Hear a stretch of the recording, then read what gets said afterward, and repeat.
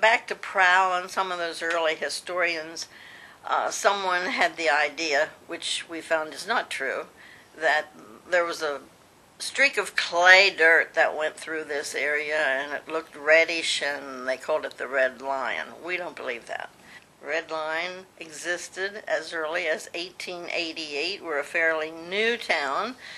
The surrounding towns are older than we are, but in 1888, with the help of Catherine Meyer, the mother of Red Lion, and a few interested citizens, we formed the Corporation of Red Lion. She gave land for all that, gave it, and she's considered, quite a philanthropist and the mother of Red Lion. I think if you look around here, you'll see that we have a large collection of memorabilia all pertaining to the town. We were the wealthiest town per capita in all of the United States during the 1920s because of two industries.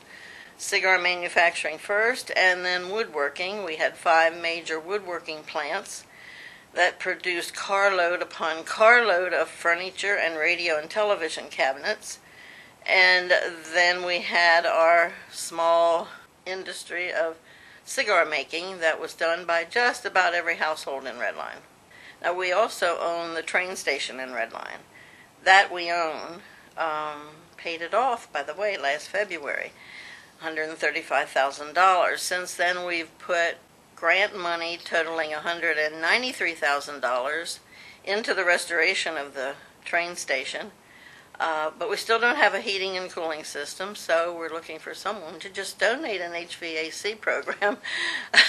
We're always looking for donations. Back here to this building, the first room that you come into is cigar related, so we would tell you how a hand-rolled cigar is made, and we demonstrate that with the real tobacco on the day of the street fair in Red Lion and also on New Year's Eve. The cigar is hanging right over there above your head, and it's not dropped, it's raised.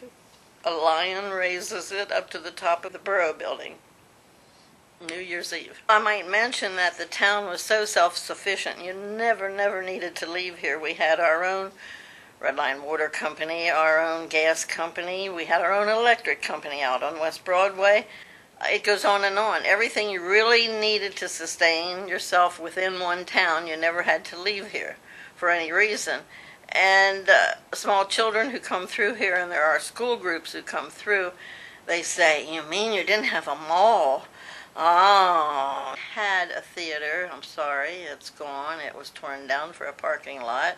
The bank that's over here in the corner from us was the First National Bank and Trust Company of Red Lion, built in 1925 over here at the square, and it no longer exists. We have no banks in town. We think it was named after the tavern that still exists out on North Main Street.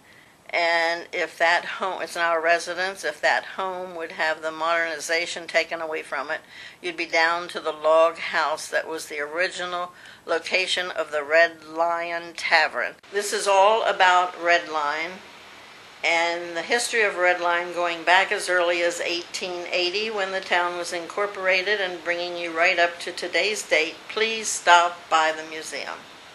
Many people say Red Lion. Red Lion, as though it's R-E-T-L-I-N-E, it's plain old Red Lion.